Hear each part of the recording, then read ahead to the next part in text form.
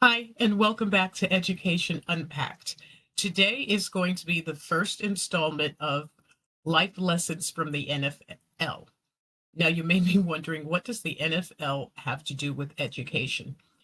If you saw the previous video about using math to help your child appreciate, understand, and practice math, or if you read the 10 Ways to Overcome Math Anxiety on the Teshley Solutions website, and I'll link to both in the description, then you'll understand that I am a believer in taking advantage of any situation that exists to progress a child along the way.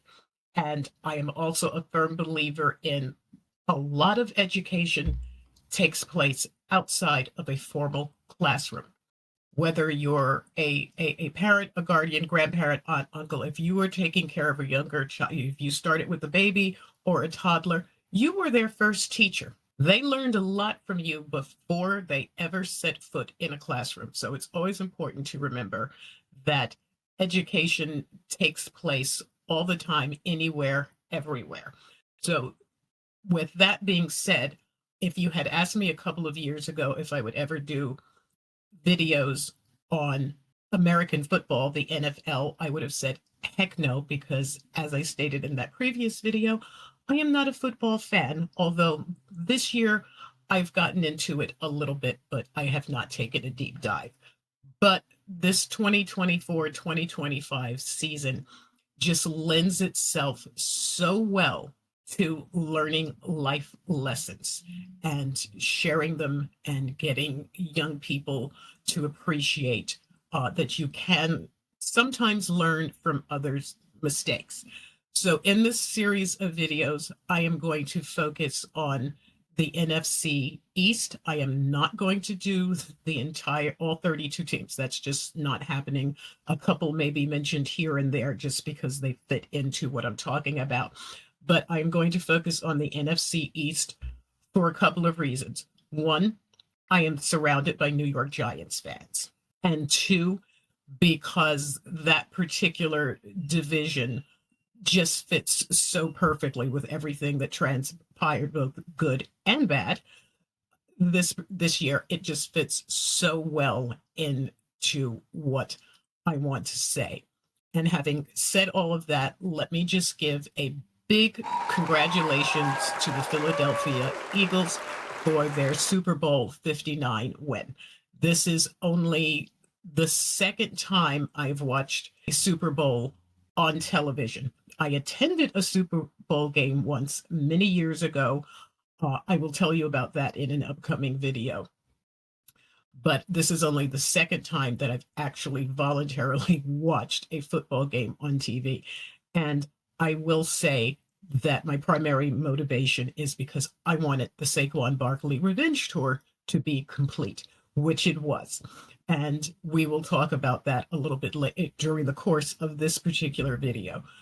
So with that, again, I'm using the NFC East for this series of videos, and I'm focusing the start on the New York Giants. And those of you that are football fans, and probably many of you who aren't, will understand why. So let's begin. But before I do that, I'm going to please ask you to like this video and subscribe to the channel before we get deep into it. And you forget, I really want to grow this channel and this community and just really work, particularly since we have no idea where education is going in this country, to build a community of lifelong learners and those that take advantage of education wherever it may be.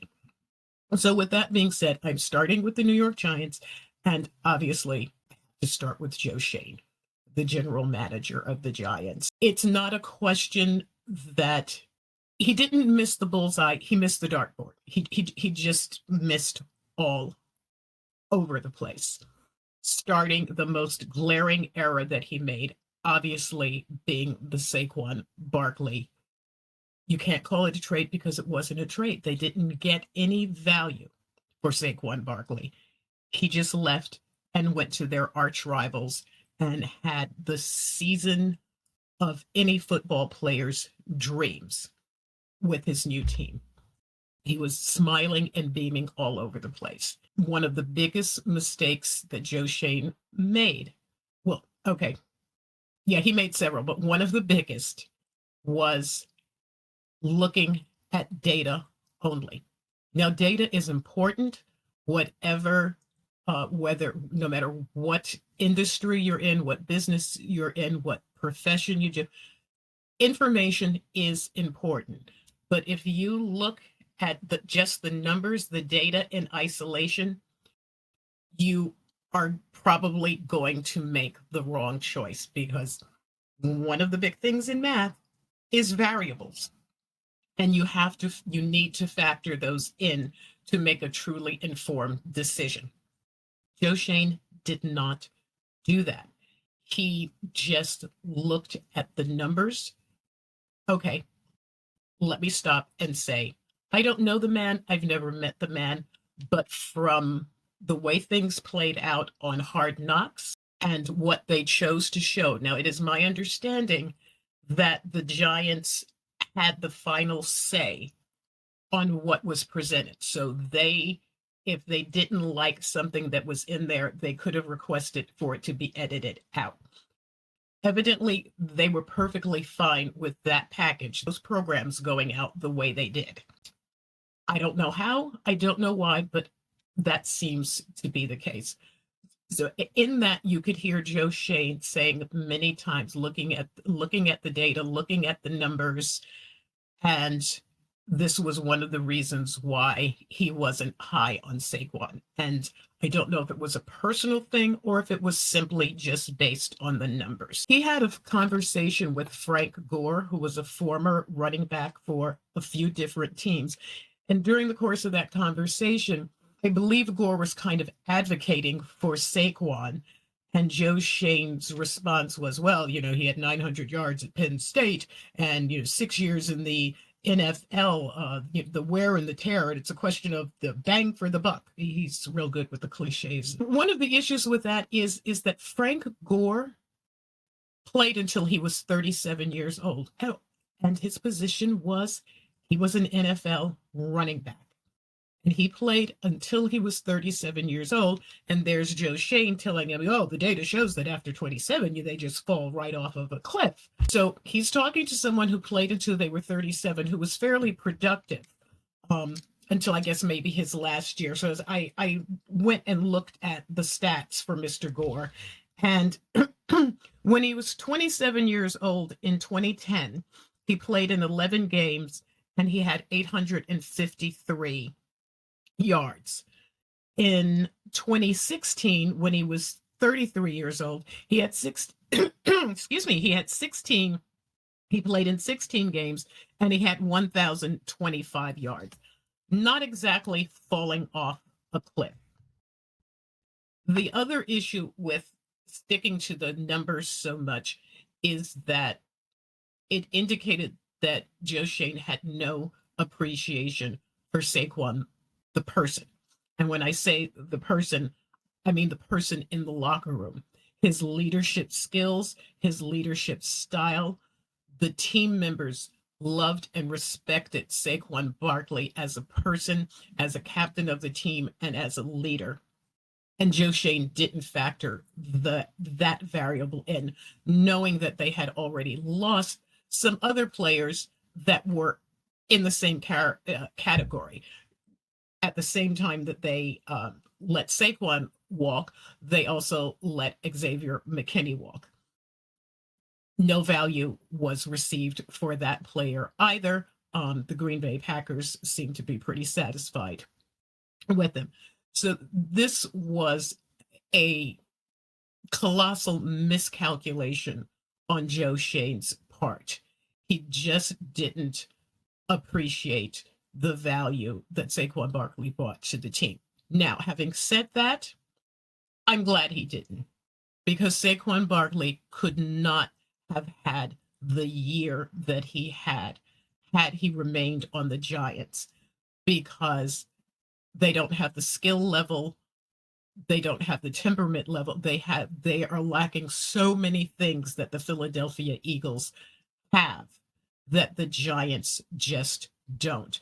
And that is, again, goes to a question of leadership, which is something that you can't quantify on a spreadsheet, but it has enormous, enormous value. And that is something that Mr. Shane missed.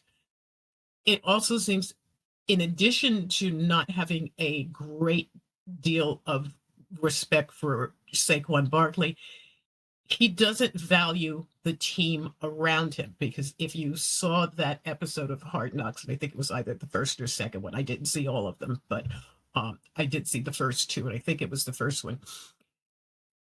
There were members of his team, of his staff, asking the question, well, what is our identity going to be if we don't have Saquon? And I'm sure most of you have seen the clip that has run endlessly with John Mara, the owner of the Giants, saying, I'm going to have a hard time sleeping if Saquon goes to the Eagles. I guess he hasn't gotten a lot of sleep this year. There were also instances where Shane, and again, this goes to his lack of appreciation for the position, which seems to be, from my understanding, again, I'm kind of new to really paying attention to football, but my understanding is that the running back over the course of many years has been downgraded, devalued, whatever. But it seems that Mr. Shane took that to the extreme, because in that he said, there are a ton of running backs out there during free agency, so teams can pick up whoever they want, because he asked the question of who's going to pay that kind of money for a running back, to which one of his team members replied, anybody who has the cash to spend. And Mr. Shane's reply was, well, there are a ton of running backs. Yeah, there may be a lot of running backs, but they don't have the talent and the temperament of Saquon Barkley. He had no appreciation for that, and that was the reason he let him walk, and that is the reason Saquon Barkley had the year that he had. It was one for the ages, and he really could, again, talking about character and temperament, he broke a lot of records this year, but he didn't break the all-time rushing record. But he could have, because early on in the season, there was, if you've seen the clip, I'm not going to show a lot of clips in this particular video, because again, I'm trying to grow this channel. And my understanding is the NFL is relentless for tagging people for copyright infringement. So I will link to the videos in the description, the ones that I'm describing. But at this stage of the game, I am not going to show them, because I just can't take the ding. So I just wanted to slip that in there. But there was I don't remember which game it was. I've taken, as I said, I've come into the football world, but I haven't taken that deep of a dive. But it was early in the season, and Sirianni, the Eagles coach, came to Saquon and said, "Hey, you're right at the cusp of, I guess it was a single game record that he was on the cusp of breaking. I'll put you back in if you want me to." To which Saquon replied, "No, let the young fellows have their time on the field and get their numbers. I'm good. I don't need that." So he probably would have broken the record if he'd gone back in that game. But that's the kind of person he is. He's a human being. He has an ego just like everybody else, and he set marks that he wanted to make for the year, but he didn't want to make those marks at the expense of his fellow teammates. It is my understanding that the Monday after the Super Bowl, Saquon and Jalen Hurts were on the Tonight Show. One of the conditions that Saquon put on his appearance was that, yes, we'll sit on the couch and talk to you, but you have to bring the rest of the offensive line on to have a moment in the spotlight. Those type of intangibles just can't be. You can't put a price tag on that. They shouldn't be devalued, which clearly Joe Shane did devalue them. It is just a benefit that just keeps paying dividends for a team. And this is what the Giants lack. Joe Shane somehow still managed to keep his job. It's astounding to me and a lot of other people.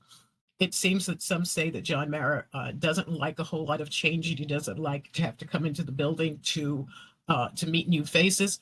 But we can, at some point, one of these videos will focus on ownership and choices made.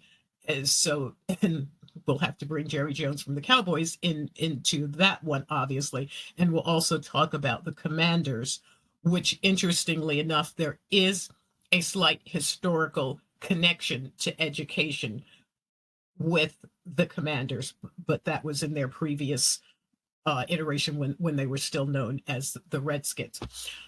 I'm going to wrap this up now. I will come back to focusing on the Giants and some other bad decisions made and how things looked out, particularly the Daniel Jones incident, which of course will have to involve Saquon again, but I don't want to make these videos too long. I know your time is valuable and short, so I'm going to stop this one here. If you have not already liked this video and subscribe to the channel, please do so now and turn on notifications so you'll know when the next one is coming out. And I will see you again soon. Have a great morning, day, afternoon, weekend, whenever you see this video, and take care. Bye for now.